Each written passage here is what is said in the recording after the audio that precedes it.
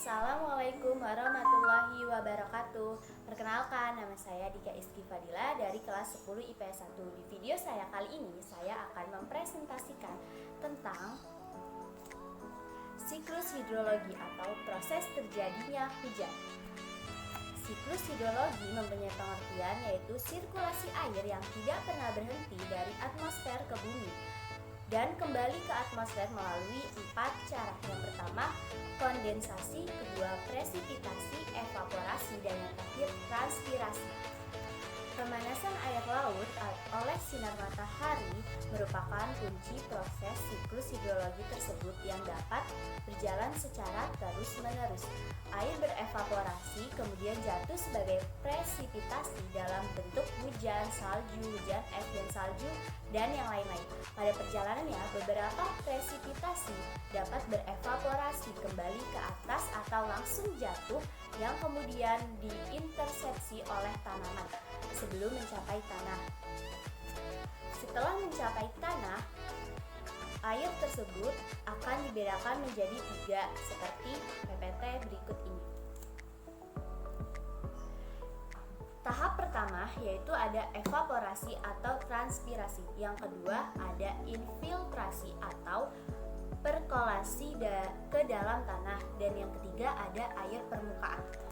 Di tahap yang pertama yaitu evaporasi atau transpirasi, air yang ada di laut, sungai, permukaan, dan sebagainya menguap ke angkasa atau atmosfer dan menjadi awan. Pada keadaan jenuh, uap tersebut akan menjadi bintik-bintik air yang selanjutnya akan turun atau presipitasi dalam bentuk hujan, salju, atau hujan es.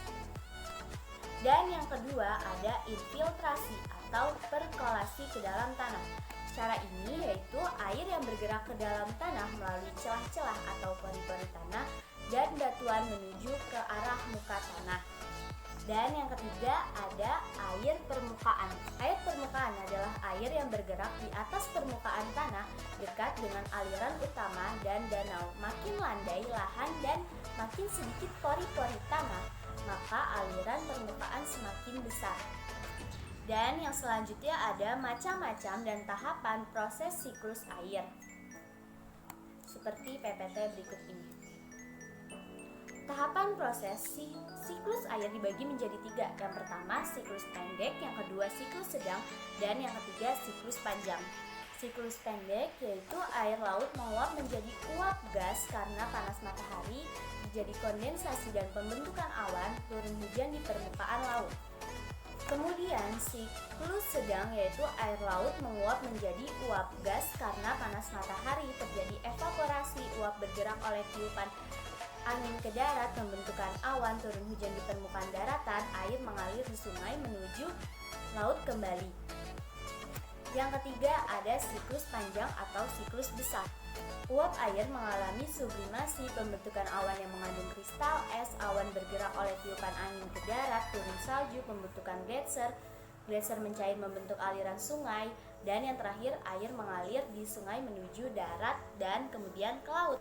Oke, jadi mungkin cukup sekian video presentasi dari saya. Kurang lebihnya mohon maaf. Wabillahi taufik walhidayah. Wassalamualaikum warahmatullahi wabarakatuh.